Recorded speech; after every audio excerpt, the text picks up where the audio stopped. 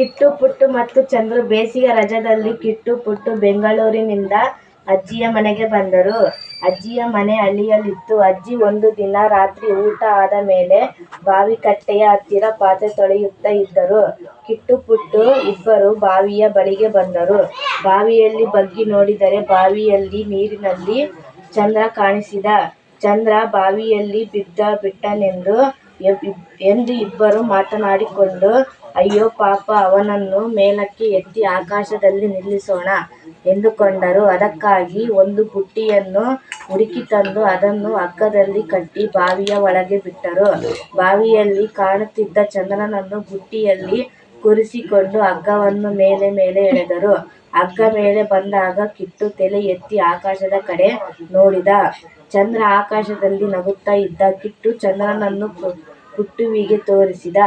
ಇಬ್ಬರು ಸಂತೋಷದಿಂದ ಅಜ್ಜಿಯ ಬಳಿಗೆ ಬಂದು ಹೇಳಿದರು, ಅಜ್ಜಿ, ಚಂದ್ರ ಬಾವಿಯಲ್ಲಿ ಬಿದ್ದು ಬಿಟ್ಟಿದ್ದ. ಬುಟ್ಟಿಯಲ್ಲಿ ಅವನನ್ನು ಮೇಲಕ್ಕೆ ಎಳೆದು ತಂದು ಆಕಾಶದಲ್ಲಿ ಇಟ್ಟೆವು. ಅಜ್ಜಿ ನಗುತ್ತಾ ಹೇಳಿದಳು, ಮಕ್ಕಳೇ, ನೀವು ಬಾವಿಯಲ್ಲಿ ನೋಡಿದ್ದು ಚಂದ್ರ ಅಲ್ಲ, ಚಂದ್ರನ ಪ್ರತಿಬಿಂಬ. ನಿಮಗೆ ನೀರಿನಲ್ಲಿ ಕಾಣಿಸಿದ್ದು. ಬನ್ನಿ, ಒಳಗೆ ಹೋಗೋಣ. ನನ್ನ ಕೆಲಸವು ಮುಗಿಯಿತು. ನಿಮಗೆ ಕತೆ ಹೇಳಿ ಮಲಗಿಸುವೆ. ಕಿಟ್ಟು ಪುಟ್ಟು ಇಬ್ಬರು ಅಜ್ಜಿಯಿಂದ ಕತೆ ಕೇಳುವ ಆಸೆಯಿತ್ತು. ಮನೆಯೊಳಗೆ ಬಂದರು. ರೈತನಿಗೆ ಹುತ್ತು ಬಿತ್ತು ಮಾಡುವುದೇ ಕೆಲಸ. ಸುತ್ತಮುತ್ತ ಮಳೆಯಾದರೆ ಎತ್ತಿನ ಕತ್ತಿಗೆ ನೊಗ ಕಟ್ಟಿ ಹೂಡುತ್ತಾನೆ. ಬೆಳಗಿನ ಹೊತ್ತು ಶುರು ಮಾಡಿದರೆ ಮತ್ತೆ ಸಂಜೆ ಹಿಂದಿರುಗುತ್ತಾನೆ. ನೆತ್ತರು ಸುರಿಸಿ ಭತ್ತ ಬೆಳೆಯುತ್ತಾನೆ. ಭತ್ತ ಮಾರಿದರೆ ಅವನಿಗೆ ಒಂದು ತುತ್ತು. ಅವನಿಗೆ ಓದಲು ಬಾರದು, ಆದರೂ ತಕ್ಕಷ್ಟು ಅನುಭವ ಇರುತ್ತದೆ. ಯುಕ್ತಿಯಿಂದಲೂ ಕೆಲಸ ಮಾಡುತ್ತಾನೆ. ಸುಗ್ಗಿ ಬಂದರೆ ನಾಟಕ, ಕುಸ್ತಿ ಮುಂತಾದ ಆಟಗಳಾಡಿ ಮನರಂಜಿಸುತ್ತಾನೆ. ಜಂಬದ ತಾವರೆ. ಕೊಳವೊಂದರಲ್ಲಿ ತಾವರೆ ಹೂಗಳು ಅರಳಿದ್ದವು.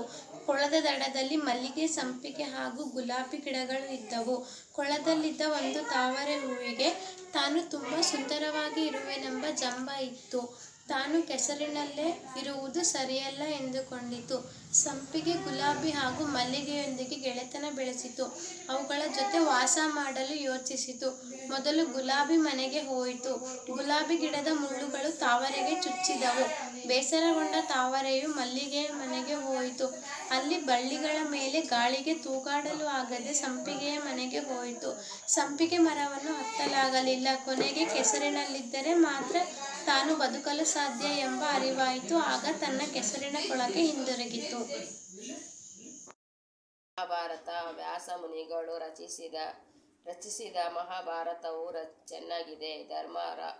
ಧರ್ಮರಾಯ, ಭೀಮ, ಅರ್ಜುನ, ನಕುಲ, ಸಹದೇವ ಇವರೇ ಪಾಂಡವರು. ಕುಂತಿಯ ಮಕ್ಕಳು. ಕುಂತಿಯ ಮತ್ತೊಬ್ಬ ಹಿರಿಯ ಮಗ ಕರ್ಣ.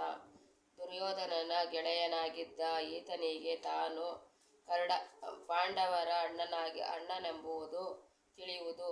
ಹಾಗಾಗಿ ಆತ ತನ್ನ ಸಹೋದರರ ವಿರುದ್ಧದಲ್ಲಿ ಭಾಗವಹಿಸಿದ.